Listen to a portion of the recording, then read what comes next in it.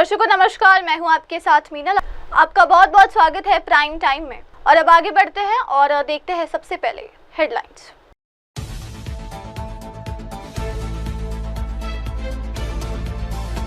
पुणे पुल हादसा, घायलों ने सुनाया बीती, स्थानीय लोगों का जताया आभार।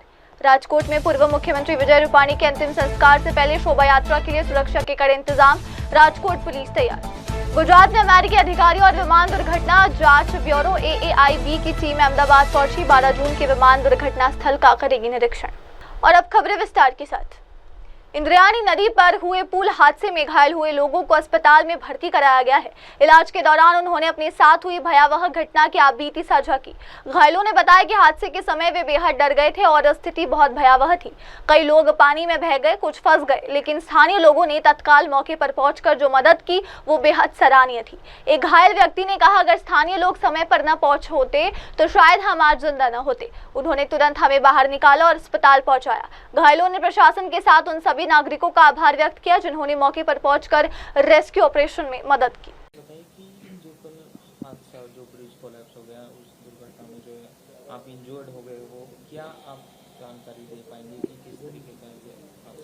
सर, मेरा नाम संजय लक्ष्मण गोपे है। मैं देवगांव से रहने वाला हूँ और मैं वहाँ पे कल पर्यटन एक खाली फैमिली को लेके घूमने के लिए गया था।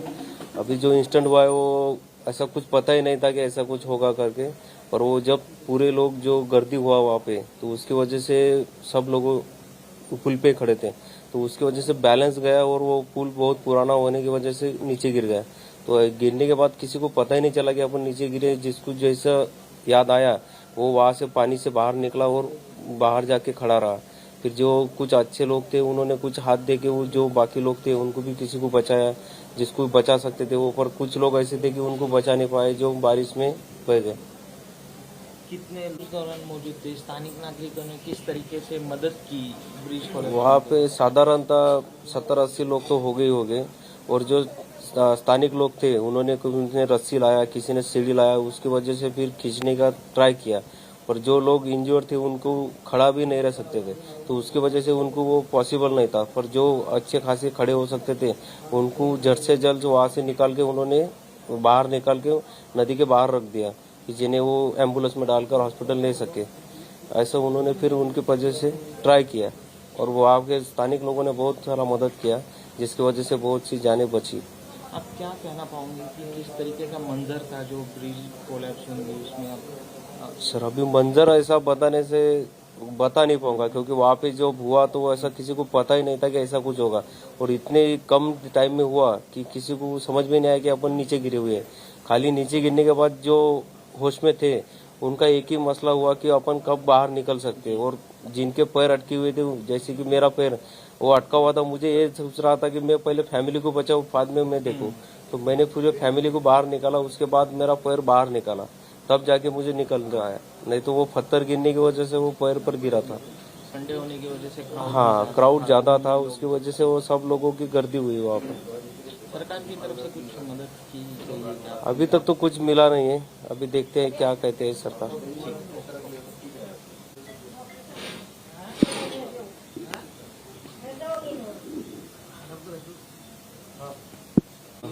कल ये जो हादसा हो गया उसमें आप इंजर्ड हो गए हो, क्या किस तरीके का मंजर रहा, क्या आप कहना? मेरा नाम बादल छिंद्राम है। हम 7 लोग फ्रेंड लोग सब गए थे वहाँ पे और हमने मतलब एंजॉय वगैरह सब हो गया था। हम जब रिटर्न जा रहे थे घर, तो उसी टाइम पे उधर से 2-3 बाइक आ रही थी, इधर से भी 2-3 बाइक थी, तो वो निकल नहीं पा रही थी।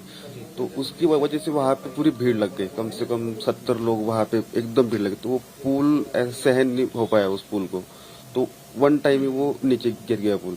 हमने तो जैसे तैसे वो गाड़ी को पकड़ के रखे थे, गाड़ी को जैसे पकड़े तो मेरे को भी 2 लोगों ने से पैर को उनको पकड़ने के चक्कर में मैं भी चला गया था नीचे। फिर फ्रेंड ने मुझे निकाला बाहर जैसे तैसे। फिर हमने भी, हमारे जितने भी दोस्त लोग थे सबको बाहर निकाला और कुछ 3-4 लेडीज थी उनको भी निकाल लिया बाहर। फिर हम यहाँ पे डायरेक्ट हॉस्पिटल में आए।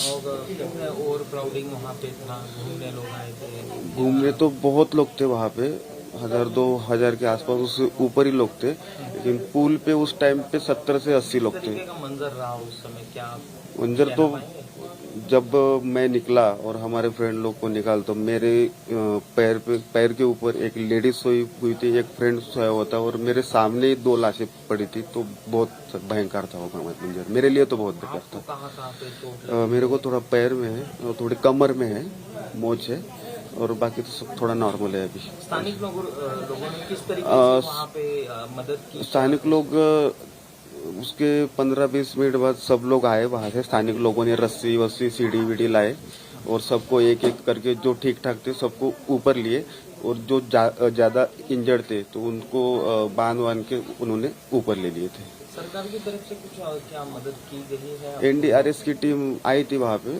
उन्होंने भी किया, और यहाँ पे तो इलाज चल रहा है अच्छा अभी अस्पताल में आपको सरकार की तरफ से कुछ अस्पताल में इलाज के लिए मदद वगैरह की? हाँ, अभी तो मदद की गई, हमको कुछ पैसा वैसा नहीं लग रहा है यहाँ पे, सब सरकार की तरफ से।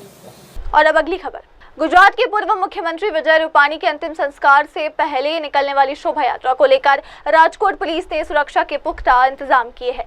क्राइम विभाग के डीसीपी पार्थराज सिंह गोहिल ने जानकारी देते हुए कहा, पूर्व मुख्यमंत्री विजय रूपाणी का अंतिम संस्कार किया जाएगा। इस अवसर पर राज्य भर से कई वीआईपी राजकोट पहुंच रहे थे। इसे देखते हुए शोभा यात्रा के लिए तय मुख्य मार्गों को बंद कर दिया गया था। उन्होंने आगे बताया कि शहर के विभिन्न हिस्सों में पर्याप्त पार्किंग की व्यवस्था की गई और हमने लोगों से अपील की कि वे न केवल निर्धारित पार्किंग स्थलों पर ही अपने वाहन खड़े करें। डीसीपी गोहिल ने कहा कि राजकोट पुलिस इस शोभा यात्रा के लिए पूरी तरह तैयार है और किसी भी तरह की अवस्था हो तो इसके लिए सभी सुरक्षा प्रबंध सख्ती से लागू किए गए हैं। राजकोट में आज गुजरात के पूर्व मुख्यमंत्री श्री विजय भाई रूपाणी की अंतिम यात्रा निकलने वाली है। इसके लिए जो पूरे स्टेट से सारे वीआईपी की मूवमेंट यहाँ पे होने वाली है और उस वीआईपी मूवमेंट के पॉइंट ऑफ व्यू से हमने जो मेन उनका जो प्रोसेशन का रूट है उस रूट को नोटिफिकेशन करके बंद कर रखा है कुछ घंटों के लिए। वो नोटिफिकेशन में निर्दिष्ट किया गया है। उसके अलावा अलग अलग जगह पे पार्किंग की अरेंजमेंट्स भी राजकोट शहर पुलिस के द्वारा की गई है और जो पार्किंग की अरेंजमेंट्स है वहीं पे लोगों को पार्किंग करने के लिए हम लोगों ने अपील की हुई है। जो माननीय पूर्व सीएम सर का जो जहां पे घर है वहां पे नजदीक में ही एक मंदिर है जहां पे उनके पार्थिव देह के दर्शन के लिए अरेंजमेंट्स की जा रही है। वहां पे भी बंदोबस्त और वो सब लगाया गया है। तो राजकोट शहर पुलिस पूरे इस जो प्रोसेशन है उसके पॉइंट ऑफ व्यू से बंदोबस्त के लिए तैयार है। अब अगली खबर। 12 जून को हुई विमान दुर्घटना की जांच के सिलसिले में अमेरिका से आए अधिकारी और भारत के विमान दुर्घटना जांच ब्यूरो के अधिकारी अहमदाबाद पहुंचे। दोनों देशों की संयुक्त टीम अब दुर्घटना स्थल की ओर रवाना हो चुकी, जहां वे विस्तृत निरीक्षण कर तकनीकी जांच शुरू की। इस हादसे में पूर्व मुख्यमंत्री विजय रूपाणी सहित कई लोगों की जान गई थी, जिसके बाद उच्च स्तरीय जांच की मांग की जा रही थी। अब विशेषज्ञों की ये टीम दुर्घटना के कारणों की तह तक जाने के लिए मौके पर गहन पड़ताल कर चुकी है।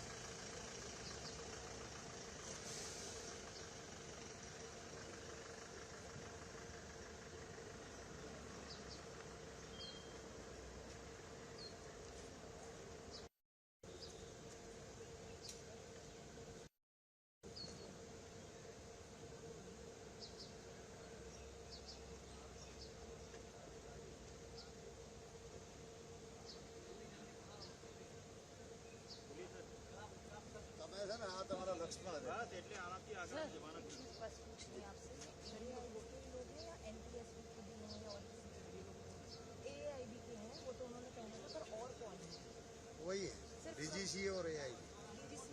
पक्का? हाँ और कोई नहीं है बाहर से, सब फॉरेनर है। आना है सर।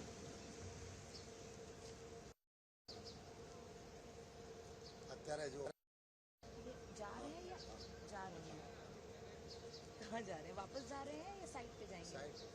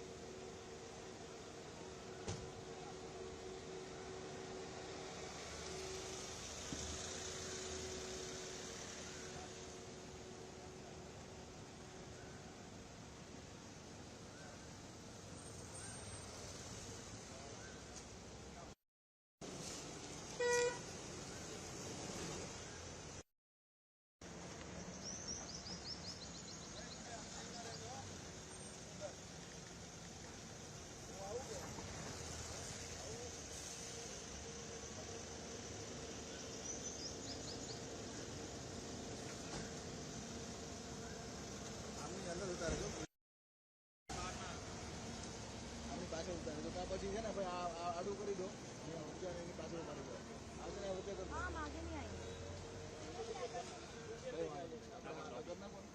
और अब अगली खबर। पुणे क्राइम ब्रांच की एक टीम द्वारा वांछित अपराधी की तलाश के दौरान सोलापुर के मोहल थाना क्षेत्र के लांबोटी गांव में बीती रात एक मुठभेड़ हुई। इस मुठभेड़ में कुख्यात अपराधी शाहरुख उर्फ हती रहीम शेख मारा गया। पुणे के अपर पुलिस आयुक्त पंकज देशमुख ने जानकारी देते हुए बताया, हती रहीम शेख के खिलाफ इस साल दूसरा मामला महाराष्ट्र संगठित अपराध नियंत्रण अधिनियम के तहत दर्ज किया गया था। इस केस में कुल 17 आरोपी वांछित थे, जिनमें से 9 को गिरफ्तार किया जा चुका है। जांच के दौरान पता चला कि शेख लांबोटी गांव में छुपा हुआ है। क्या है उसकी प्राथमिक जानकारी आपके पास? सोलापुर ग्रामीण के मोहोर पुलिस स्टेशन के अंतर्गत लांबोटी इस गांव में गई रात करीब 3:30 से 3:45 के दरमियान एक घटना घटी है। इसमें पुणे की क्राइम ब्रांच की एक टीम एक कुख्यात आरोपी शाहरुख उर्फ हती रहीम शेख इसको ढूंढने के लिए गई थी। इस आरोपी पर दूसरा मौका हमने इसी साल लगाया है। उस मौका के गुने में टोटल 17 आरोपी है, उसमें से 9 आरोपी हमने अरेस्ट किए थे और 8 फरार थे। जब इसके बारे में हमें मालूमात हुई तो हमारी एक टीम वहां जाके उन्होंने इसके बारे में ज्यादा तफ्तीश की। तफ्तीश के बाद यह पता लगा कि लांबोटी गांव में एक घर में यह आरोपी छुपा हुआ है। उस घर के उसके जो रिलेटिव्स है उनके साथ जब इसके रूम का दरवाजा खटखटाया गया, उसने रूम का दरवाजा खोला, लेकिन जैसे ही पुलिस एंटर हुई और यह बताया गया कि पुलिस है तो उसने पुलिस पार्टी पर एक फायर किया। क्रॉस फायरिंग दूसरा फायर किया। क्रॉस फायरिंग में पुलिस ने भी फायरिंग किया और उसमें उसके पैर पर पहली गोली लगी और बाद में एक और गोली लगी। इसमें उसको जख्मी अवस्था में हॉस्पिटलाइज किया गया, जहां पर उसे डेड डिक्लेयर किया गया है। सर, इस आरोपी का बैकग्राउंड क्या है? क्या किस तरह के क्राइम में ये शामिल था? और यह जो आरोपी है इस पर 2011 से लेकर आज तक करीब 15 सीरियस ऐसे स्वरूप के गुने हैं। इसमें अटेम्प्ट टू मर्डर इस तरह के भी गुने हैं। अभी का जो गुना है उसमें अटेम्प्ट टू मर्डर के ही गुनाह में इसके ऊपर मौका ये कलम लगाए गए थे और उसी में वह हमको वांटेड था। और अब अगली खबर। जयपुर में स्वस्थ जीवन के लिए योग को अपनाएं, इस जीवन का हिस्सा बनाए विधानसभा अध्यक्ष वासुदेव देवनानी। दरअसल राजस्थान विधानसभा अध्यक्ष वासुदेव देवनानी ने योग के महत्व पर जोर देते हुए कहा कि योग न केवल शरीर बल्कि मन और आत्मा को भी स्वस्थ रखने में महत्वपूर्ण भूमिका निभाता है। देवनानी ने कहा कि योग एक स्वस्थ शरीर, शांत मन और संतुलित आत्मा के लिए अत्यंत आवश्यक है। मैं प्रधानमंत्री मोदी नरेंद्र जी से बाबा रामदेव और उन सभी संगठनों का धन्यवाद करता हूं जो योग को बढ़ावा देने का काम कर रहे हैं। उन्होंने आगे अपील की कि हमें योग को अपने दैनिक जीवन का हिस्सा बना लेना चाहिए। ये केवल एक दिन का अभ्यास नहीं बल्कि निरंतरता से किया जाने वाला जीवन शैली का अंग होना चाहिए।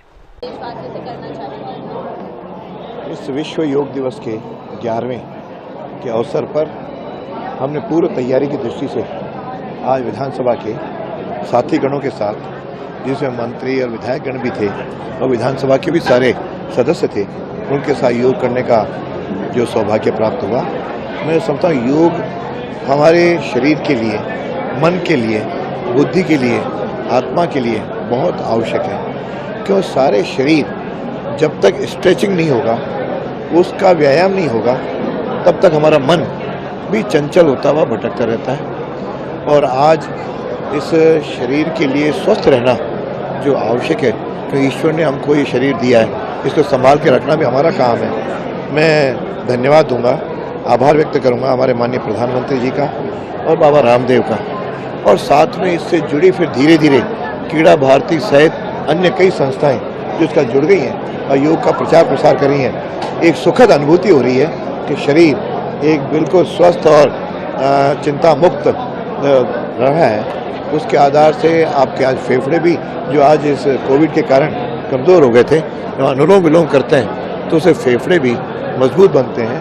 और साथ में टांगों का और आयु के साथ जो कुछ भी शरीर का जो कमी आती है वो योग के साथ पूरी की जा सकती है। मैं तो यही कहना चाहूँगा कि योग को जीवन का अंग बनाते हुए दैनंदिन हम दिनचर्या में इसको जोड़ेंगे तो खुद स्वस्थ भी रहेंगे और अपना काम दैनंदिन भी हम अच्छे स्वस्थ मन के साथ अच्छी तरह कर सकेंगे।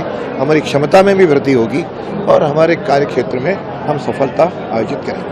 सर, दुर्घटनाएं काफ़ी हो रही है, खासतौर पे हवाई दुर्घटनाएं। अहमदाबाद के बाद उत्तराखंड में हादसा हुआ एयरपोर्ट का पायलट। हालांकि हवाई दुर्घटनाएं निश्चित रूप से बहुत दुखद हैं, पीड़ादायक हैं, हृदय विदारक हैं। इसके रोकने के लिए जांच चल रही है।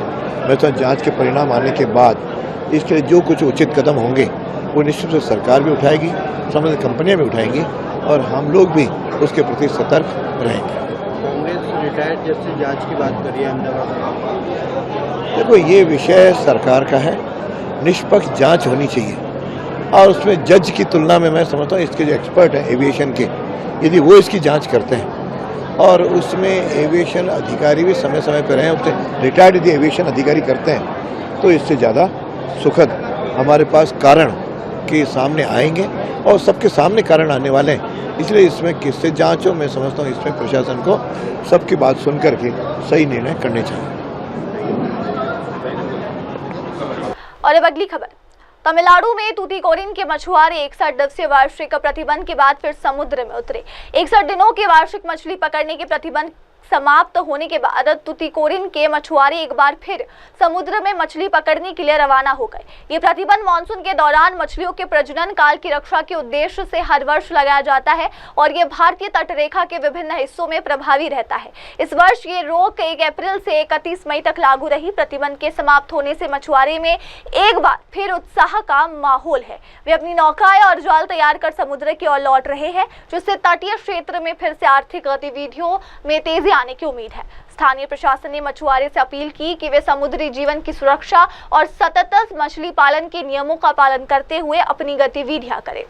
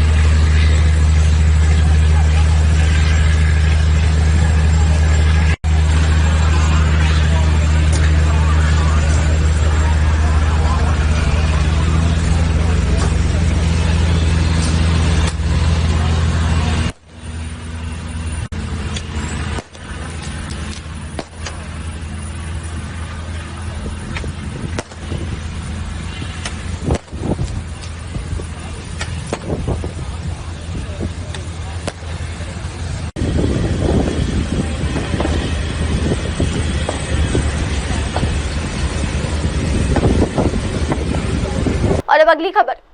11वें अंतर्राष्ट्रीय योग दिवस की तैयारियों के तहत राजस्थान विधानसभा परिसर में योग अभ्यास सत्र आयोजित किए जा रहे हैं। विधानसभा अध्यक्ष वासुदेव देवनानी के नेतृत्व में अधिकारी, कर्मचारी और अन्य सदस्यों ने योग अभ्यास में भाग लिया। इस दौरान विभिन्न योगासन और प्राणायाम के अभ्यास किए गए, जिससे स्वस्थ जीवन शैली को बढ़ावा दिया जा सके। अधिकारियों ने बताया कि योग दिवस के मुख्य आयोजन को सफल बनाने के लिए विधानसभा में लगातार रिहर्सल और अभ्यास सत्र जारी है। आयोजन का उद्देश्य लोगों में योग के प्रति जागरूकता बढ़ाना और इस दैनिक जीवन का हिस्सा बनना है।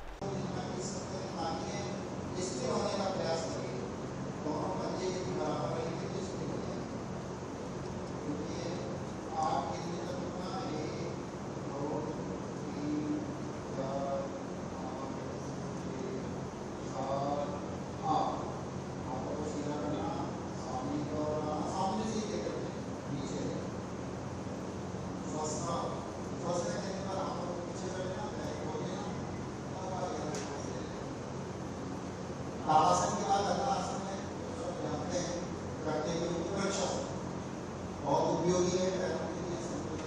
जीवन में संतुलन लाना है, योग के माध्यम से जीवन में संतुलन लाना है। तो सब अपना गाँव का लीजिए। सबसे पहले अपने दाहिने पैर को उठा करके बाएं जगह पर टिका लीजिए और हाथों को आगे कर लीजिए, जिससे आपका संतुलन बने। जिनका नहीं होता है वो केवल घुटने पर रखने पंजे को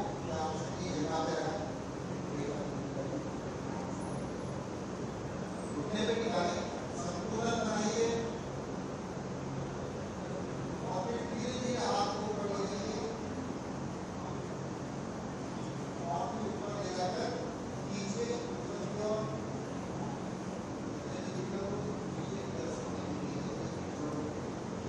आपको नीचे आइए, स्थिर हो जाइए। स्थिरम सुखम आसनम 50 आसन आना आवश्यक है। एक आसन में स्थिरता प्राप्त करना, उसका नाम योग है। तो थोड़ा स्थिर होने के लिए संतुलन नहीं रखना है तो दोनों पैरों में खड़े होकर भी कर सकते हैं प्रारंभिक आसन में, लेकिन और यह सीधी करना होगा जो तानिए हाथ से पहले हाथों को वायु के जरिए फिर धीरे से दूसरी तरफ से इसी काम को दोहराना है। वापस हाथ बाजू में शासन और बायां पैर ऊपर उठाइए।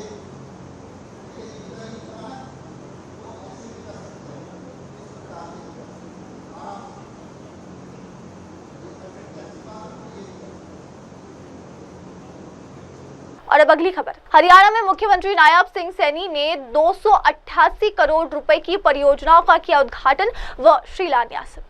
हरियाणा के मुख्यमंत्री नायब सिंह सैनी ने शनिवार को कुल 288 करोड़ रुपए की लागत वाली विभिन्न विकास परियोजनाओं का उद्घाटन और शिलान्यास किया। इस अवसर पर उन्होंने एक जनसभा को भी संबोधित किया, जहां उन्होंने सरकार की विकास योजनाओं और जनता के कल्याण के लिए किए जा रहे कार्यों की जानकारी दी। मुख्यमंत्री सैनी ने कहा कि राज्य सरकार हर क्षेत्र में संतुलित विकास को प्राथमिकता दे रही है और इन परियोजनाओं के माध्यम से बुनियादी ढांचे, परिवहन, जल आपूर्ति और अन्य सुविधाओं को और अधिक मजबूत किया जाएगा। उन्होंने जनता से अपील की कि वे इन योजनाओं का लाभ उठाएं और राज्य के विकास में भागीदार बने। जो 8 तारीख को रिजल्ट आया, एक तरफा रिजल्ट, वो कमल के फूल को दिया, नरेंद्र मोदी जी को दिया। उसके लिए आप सबका दिल से मैं आभार प्रकट करता हूं, धन्यवाद करता हूं। भाइयों, कुछ महीने पहले आप लोगों ने ये डबल इंजन की सरकार तो बनाई, परंतु उसमें एक और इंजन जोड़ने का हरियाणा के लोगों ने काम किया है, जो ट्रिपल इंजन की सरकार बनी है। 3 गुना ज्यादा से ये काम कर रही है। भाइयों, मुझे खुशी है कि सरकार पर फिर से आप लोगों का, जो आपने अपना अटूट विश्वास जताया है, आपने परिवारवाद, आपने भ्रष्टाचार की राजनीति को नकार करके विकास और राष्ट्रवाद की नीति को मोहर लगाने का काम आप लोगों ने किया है। यह जो जीत है, यह हरियाणा के हर उस नागरिक की है जो एक विकसित, समृद्ध और सुरक्षित हरियाणा का सपना देखता है। मुझे ये खुशी है। मैं आप सबको ये विश्वास भी दिलाता हूं कि आपने जो यह विश्वास हम पर किया है, हम उस विश्वास पर 100% खरा उतरेंगे, कोई कोर कसर नहीं छोड़ेंगे। मुझे ये खुशी है कि ये रेवाड़ी की धरती ये कोई साधारण धरती नहीं है, ये वीरों की धरती है। और अब अगली खबर। इंद्रायणी नदी पुल हादसा, शिवसेना नेता आनंद दुबे ने उठाए सवाल, कहा यह सीधा हत्या का मामला है। इंद्रायणी नदी पर हुए पुल हादसे को लेकर शिवसेना के नेता आनंद दुबे ने प्रशासन और सरकार पर तीखे सवाल उठाते हुए घटना को अत्यंत दुर्भाग्यपूर्ण बताया। उन्होंने इसे लापरवाही नहीं बल्कि सीधी हत्या करार दिया। आनंद दुबे ने कहा, जब पुल जर्जर था तो संबंधित प्राधिकरण ने उस पर बैरिकेड्स क्यों नहीं लगाए, पर्यटकों की सुरक्षा क्यों नहीं सुनिश्चित की गई, पुल की देखरेख के लिए जिम्मेदार सभी वरिष्ठ अधिकारियों को गिरफ्तार कर सख्त सजा दी जानी चाहिए। बहुत ही दुर्भाग्यपूर्ण है जब पुणे के करीब जब ये खबर हम सबने सुनी कि इंद्रायणी नदी के ऊपर एक ब्रिज था जो पुराना था, जर्जर था और लोग उस पर खड़े थे और वो ब्रिज गिर के बह गया और कई लोग उसमें बह गए, 30-35 लोग से ज्यादा लोग बह गए। खबरें आ रही हैं कि 4 लोग तो मृत भी हो गए हैं। एनडीआरएफ की टीम लगी हुई है, पुलिस प्रशासन लगा हुआ है। लेकिन दुख इस बात का है कि जब प्रशासन को ये पता था कि ये ब्रिज जर्जर है, ये ब्रिज पुराना है, ये चलने योग्य नहीं है, तो पहले तो वहां बैरिकेडिंग क्यों नहीं की गई। दूसरी बात, जब पता है कि आज संडे है, छुट्टियां हैं, लोग अपने घरों से निकलकर नदियों के पास जाते हैं, बरसात में भीगना पसंद करते हैं, तो क्यों उनकी सुरक्षा पुख्ता क्यों नहीं की गई। हम सीधे सीधे आरोप लगा रहे हैं सरकार में बैठे उन बड़े बाबुओं पर, अधिकारियों पर, जिनके पास ये जिम्मेदारी थी उस ब्रिज के देख रेख की, रख रखाव की। उनको गिरफ्तार करना चाहिए, उन पे कड़ी से कड़ी सजा उन्हें देनी चाहिए, क्योंकि ये सीधा सीधा हत्या का मामला है। ये लोग बच सकते थे अगर उस ब्रिज के यहां नोटिस लगे होते, पुलिस खड़ी होती, प्रशासन होता, तो लोग बच सकते थे। आपको जानकर हैरानी होगी कि इस ब्रिज का 1 साल पहले ही 8 करोड़ रुपए का फंड भी आवंटित किया गया था, लेकिन वो सिर्फ कागज पर रह गया। न ठेकेदार अपॉइंट हुए, न ब्रिज का काम शुरू हुआ। अगर उस ब्रिज का काम भी शुरू हुआ होता तो आज 4 लोगों की जिंदगियां भी बच गई होती और ये जो 25-30 लोग घायल हैं ये भी बच गए होते।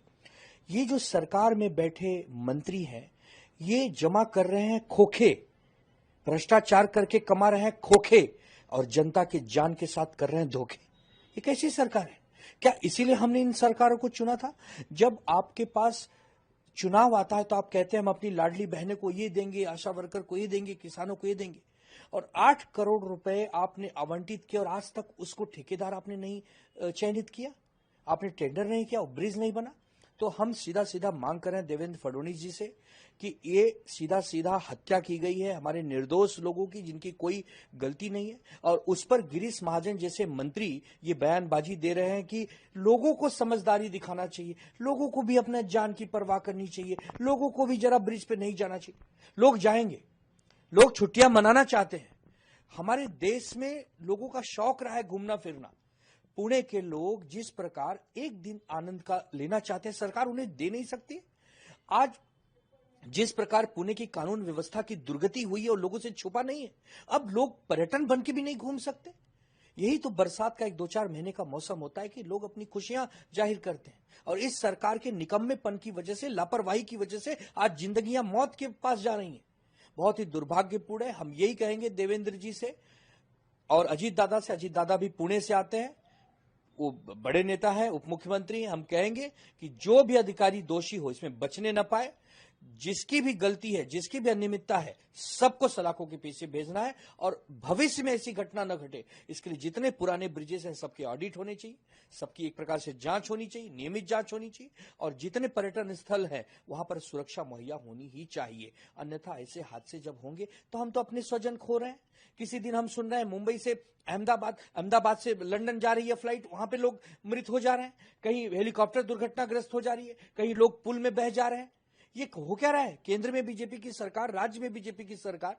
बीजेपी कब सुधरेगी हम ये नहीं समझ पा रहे हैं। ये समय राजनीति करने का बिल्कुल नहीं है। मैं धन्यवाद देना चाहता हूं अपने एनडीआरएफ की टीम को, जिन्होंने अपनी जिंदगी की परवाह न करते हुए भी इतने 25 से ज्यादा लोगों की जिंदगियां बचाई हैं और वो अस्पताल में भर्ती हैं, और भगवान से यही कामना करूंगा जल्दी स्वस्थ हों। लेकिन दुख होता है कि सरकार में बैठे लोग पूरी तरह से लापरवाह है, पूरी तरह से अगंभीर है।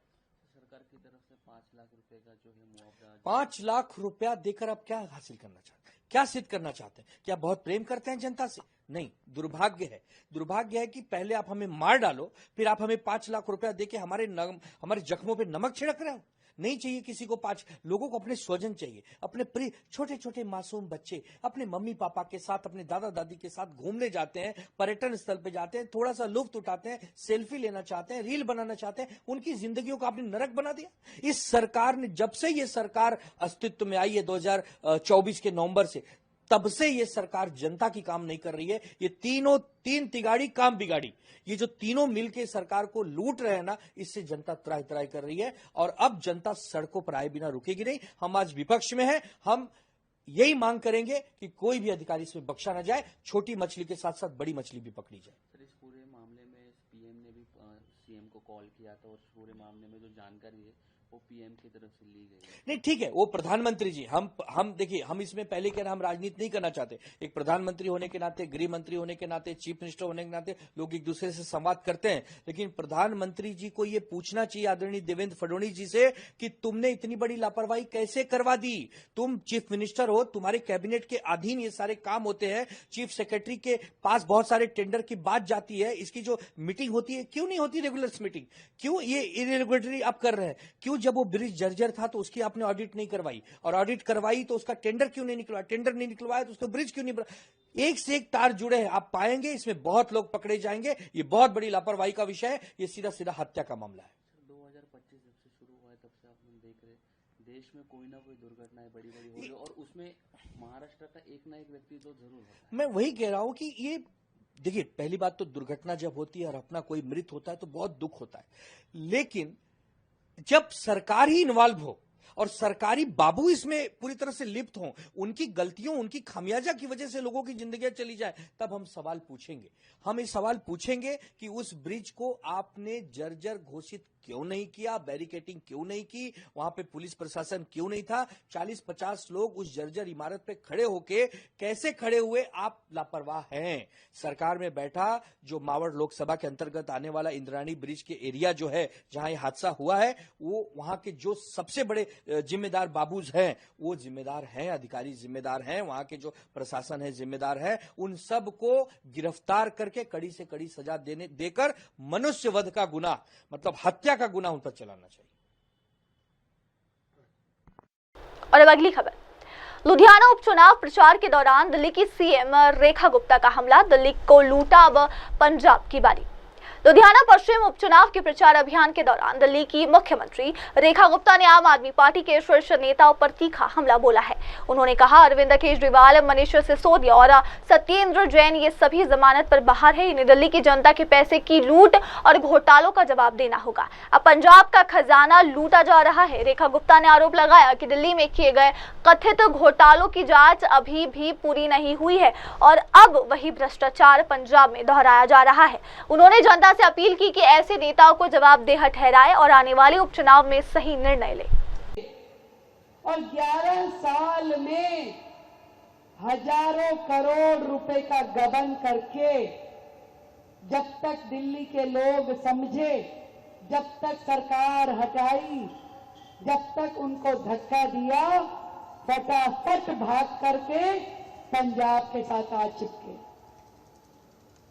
जेल की हवा खाई, सारे के सारे जमानत पे छूटे हुए हैं।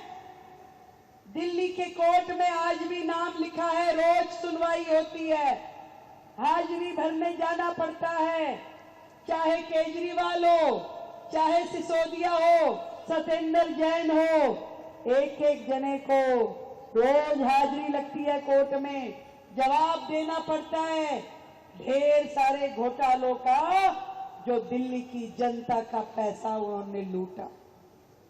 दिल्ली तो छोटी सी थी तो हजारों करोड़ रुपए खा गए।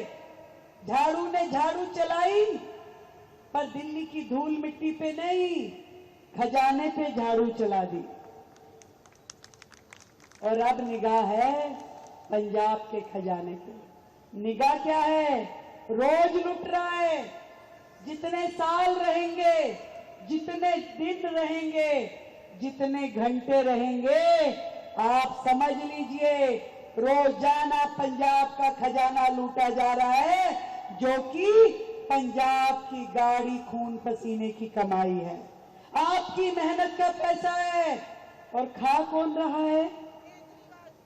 केजरीवाल, उसके भ्रष्ट लोग, उसकी भ्रष्ट सरकार, उसके मंत्री जिनको दिल्ली ने धक्के मार के निकाल दिया, वो भ्रष्टाचारी अफसर जो दिल्ली के घोटालों में शामिल थे और यहां आकर के एक एक को विभाग दे दिए गए।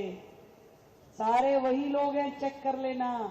वो विभव कुमार जिसने दिल्ली सरकार के अफसरों को कमरे में बंद करके मारा था, जिसने स्वाति मालीवाल जो राज्यसभा की सांसद थी आम आदमी पार्टी से, उसको कमरे में बंद करके मारा, तब तो केजरीवाल के मुंह में गोंद चिपक गई, कुछ नहीं बोला। जब देशभक्ति की बात होती है, जब सरकारें सरहद पे विदेशी आतंकियों से लड़ते हैं, जब पाकिस्तान को करारा जवाब दिया जाता है, तब केजरीवाल की जुबान निकल आती है। सबूत मांगते हैं, सेना पे प्रश्न चिन्ह लगा। और अब अगली खबर, अहमदाबाद के सिविल अस्पताल से पूर्व गुजरात मुख्यमंत्री विजय रूपाणी के पार्थिव शरीर को उनके अंतिम संस्कार के लिए ले जाया गया। इस दौरान उनके परिवार के सदस्य, राज्य के वरिष्ठ अधिकारी और कई गणमान्य व्यक्ति मौजूद रहे, जिन्होंने उन्हें श्रद्धांजलि अर्पित की। गुजरात के मुख्यमंत्री भूपेंद्र पटेल ने भी अपने पूर्ववर्ती रूपाणी को भावभीनी श्रद्धांजलि दी। ये दुखद घटना तब हुई जब 241 लोगों को लेकर लंदन जा रहा एयर इंडिया का बोइंग 787 ड्रीमलाइनर विमान अहमदाबाद के सरदार वल्लभ भाई पटेल अंतर्राष्ट्रीय हवाई अड्डे से उड़ान भरने के कुछ ही देर बाद दुर्घटनाग्रस्त हो गया।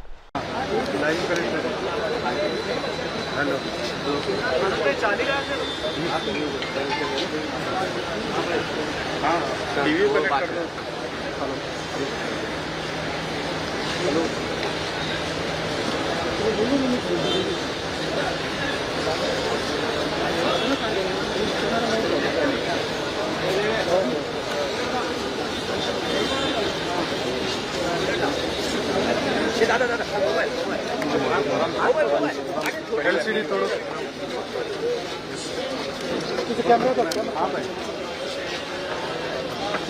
हाथ हाथ लाइव फ्रेम कनेक्ट करो प्लीज। हाँ, इंग्लिश में कॉल करो। भैया पैर निकालो, पैर निकालो भैया, खड़ा तो नहीं सर, आपका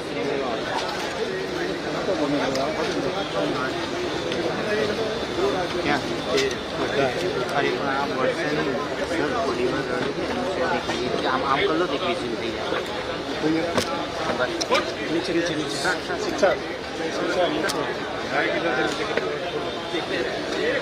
कैमरा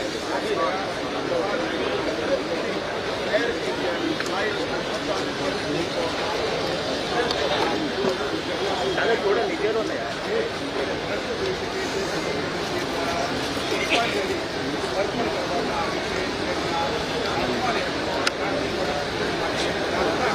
और अब अगली खबर, एयर इंडिया विमान दुर्घटना में शहीद हुए पूर्व गुजरात मुख्यमंत्री विजय रूपाणी के पार्थिव शरीर को सिविल अस्पताल से अंतिम संस्कार के लिए ले जाते समय गहरे दुख और भावुकता का माहौल देखने को मिला। उनकी पत्नी, परिवार के सदस्य, वरिष्ठ अधिकारी और राजनीतिक नेता उपस्थित थे, जिन्होंने उन्हें अंतिम विदाई दी और श्रद्धांजलि अर्पित की। इस दौरान सभी के चेहरे पर गम और संवेदना साफ झलक रही थी। यह हादसा तब हुआ था जब लंदन जा रहा एयर इंडिया का बोइंग 787 ड्रीमलाइनर विमान अहमदाबाद के सरदार वल्लभ भाई पटेल अंतर्राष्ट्रीय हवाई अड्डे से उड़ान भरने के कुछ ही देर बाद दुर्घटनाग्रस्त हो गया था। पूर्व मुख्यमंत्री विजय रूपाणी के निधन से पूरे राज्य में शोक की लहर दौड़ गई है और लोगों ने उन्हें याद करते हुए उनके योगदान को याद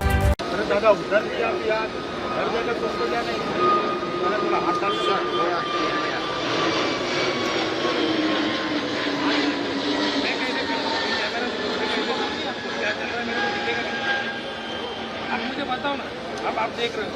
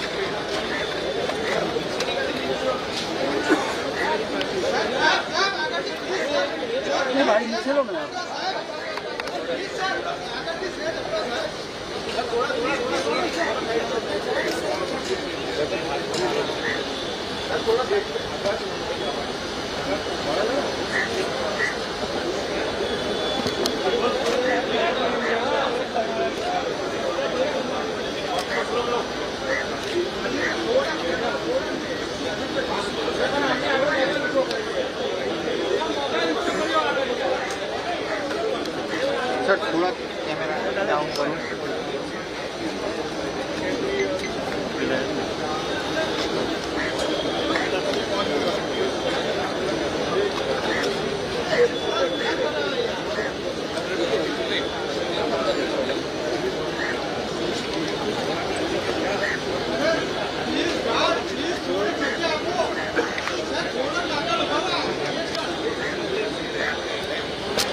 आगे मत आ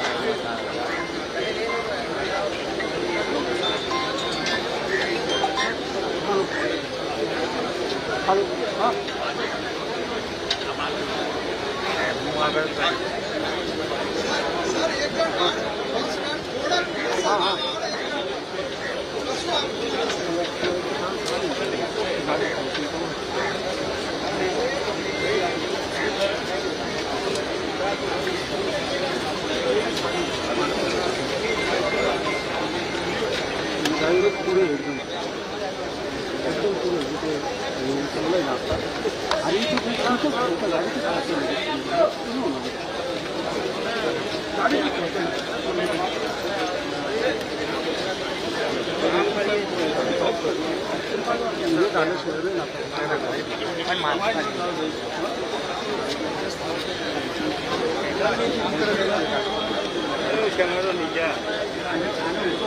और अब अगली खबर।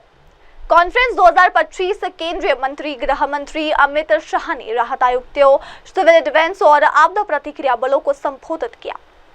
दरअसल केंद्रीय गृह मंत्री अमित शाह ने कहा, हम सभी जानते हैं कि जलवायु परिवर्तन और वैश्विक तापमान वृद्धि के कारण पूरी दुनिया आपदाओं को लेकर चिंतित है, लेकिन हमारे लिए गर्व की बात यह है कि केवल 10 वर्षों में एनडीएमए, एनडीआरएफ और सीडीआईआरए ने भारत को आपदा प्रबंधन के क्षेत्र में वैश्विक नेतृत्व के करीब पहुंचा दिया है। अमित शाह ने आपदा प्रबंधन के महत्व पर जोर देते हुए कहा कि देश को सुरक्षित रखने के लिए सभी संबंधित विभाग बल मिलकर काम कर रहे हैं। उन्होंने आपदा प्रतिक्रिया और राहत कार्यों में लगे सभी कर्मियों की सराहना की और आगे भी इसी प्रकार तत्पर रहने का आह्वान किया है।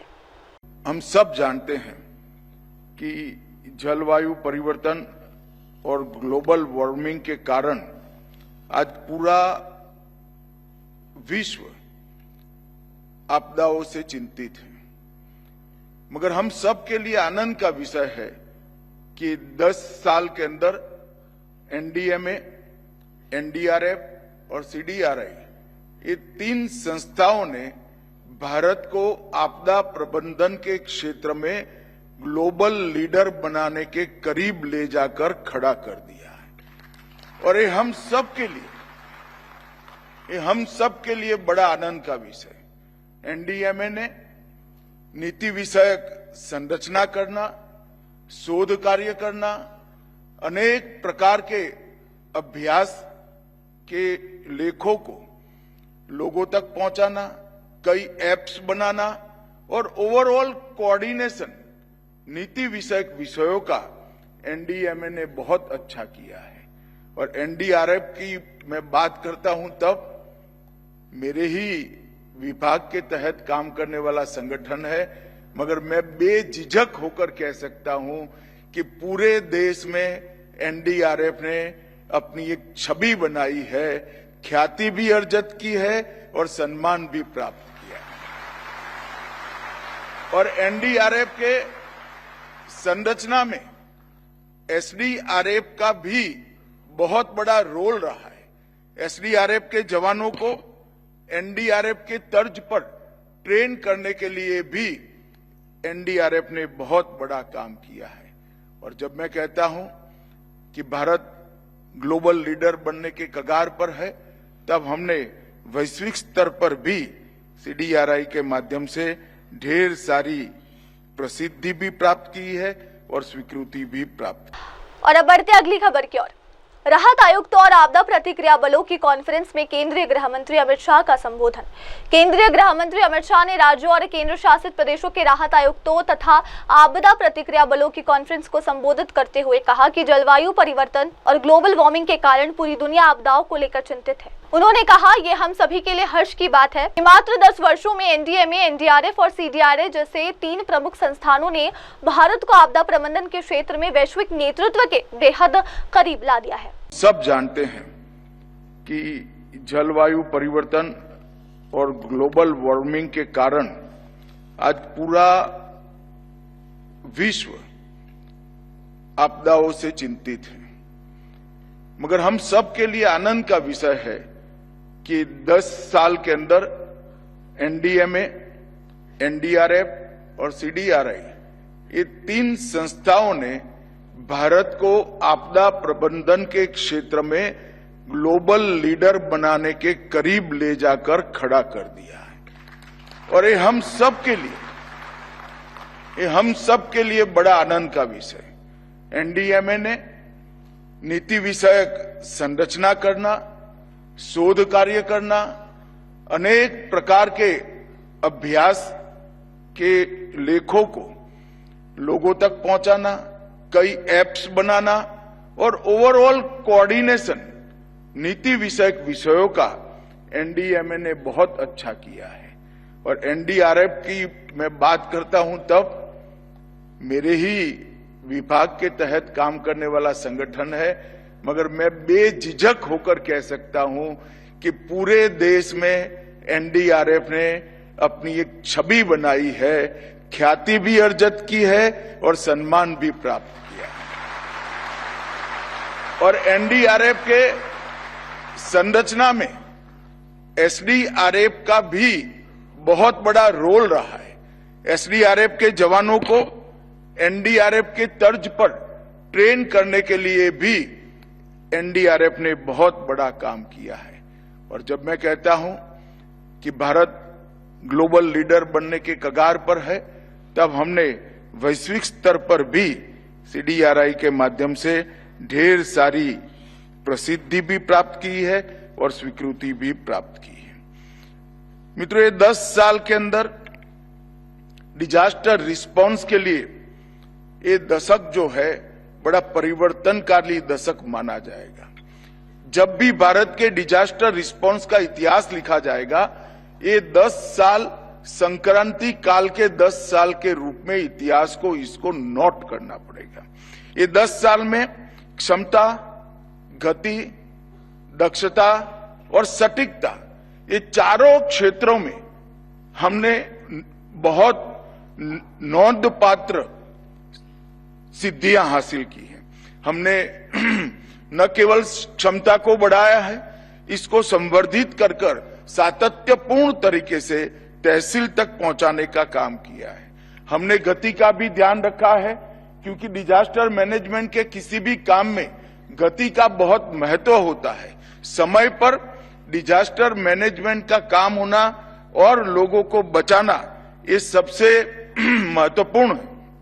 हमने आधुनिक से आधुनिक तकनीक और समर्पित अपने बल के कारण, समर्पित स्वभाव वाले बल के कारण दक्षता में भी वृद्धि की है और तकनीक का उपयोग कर सटीकता के साथ पूर्वानुमान और जहां इंफॉर्मेशन की जरूरत है वहां पर इंफॉर्मेशन एडवांस में पहुंचाकर समाज को जागरूक करना और पूरे समाज को ये डिजास्टर मैनेजमेंट के और राहत और बचाव के काम में जोड़ने में भी हमें सफलता मिली है। और अब अगली खबर। गुजरात में केजरीवाल ने भाजपा पर वोटर्स की चोरी का लगाया आरोप। गुजरात के विस्वडार के खालसरी गांव में आम आदमी पार्टी के राष्ट्रीय संयोजक अरविंद केजरीवाल ने जनता को संबोधित करते हुए भाजपा पर तीखे हमले बोले हैं। उन्होंने कहा कि विस्वडार के लोग जो गुजरात में रहते हुए भी बहादुरी से भाजपा को चुनौती दे रहे हैं। भाजपा ने धोखाधड़ी का सहारा लिया है। 5 साल पहले उन्होंने अपने ही पार्टी के हर्षद रबाडिया को चोरी के आरोप में कर लिया था गिरफ्तार। इसके बाद जब आपने आम आदमी पार्टी को भूपत भयानी को वोट दिया तो भाजपा ने उन्हें भी छीन लिया। कि गुजरात में रह के इतनी बड़ी ताकत को पिछले 20 साल से विसावदर के लोग जो हैं वो सामना कर रहे हैं, उनको चुनौती दे रहे हैं भाजपा को। लेकिन भाजपा ने चीटिंग करना चालू कर दिया। 5 साल पहले उन्होंने हर्षद रबड़िया को उनकी पार्टी से चोरी कर लिया। फिर आप लोगों ने आम आदमी पार्टी को वोट दिया, भूपत को जिताया, उन्होंने भूपत को चोरी कर लिया। अब बीजेपी कह रही है कि आप हमें वोट दो ना दो, जिसको भी वोट दोगे हम उसको चोरी कर लेंगे। तो मेरे पास विसावदर से कई लोग मिलने के लिए, मैं पूरे देश भर से लोग मेरे से मिलने आते हैं, मेरे से मिलने के लिए आए। उन्होंने कहा सर आज हमारे सामने, हम बीजेपी से नफरत करते हैं। विसावदर के लोग मुझसे मिलने आए, उन्होंने कहा हम बीजेपी से नफरत करते हैं, बीजेपी को बिल्कुल वोट नहीं देंगे। को वोट देते हैं वही उनके पास चला जाता है। तो हमने सबने मिलके बहुत सोचा और हमने अपने सबसे कट्टर हीरो को, गोपाल इटालिया को, फाइटर को आप लोगों को दिया है। दुनिया की कोई ताकत नहीं है, सूरज उत्तर की बजाय पश्चिम से उग सकता है। गोपाल इटालिया को कोई माई का लाल खरीदने वाला पैदा नहीं हुआ, कोई नहीं खरीद सकता गोपाल इटालिया को। आप बेहिचक होके इस बार गोपाल इटालिया को भारी बहुमत से जिताइए, गोपाल इटालिया टूटेगा नहीं। और अब अगली खबर।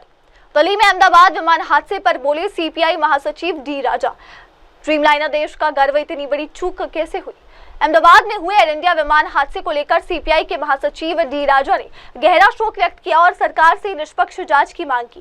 डी राजा ने कहा अहमदाबाद में जो हुआ वो एक बेहद दुखद और दुर्भाग्यपूर्ण हादसा था, जिसमें एयर इंडिया का ड्रीमलाइनर शामिल था।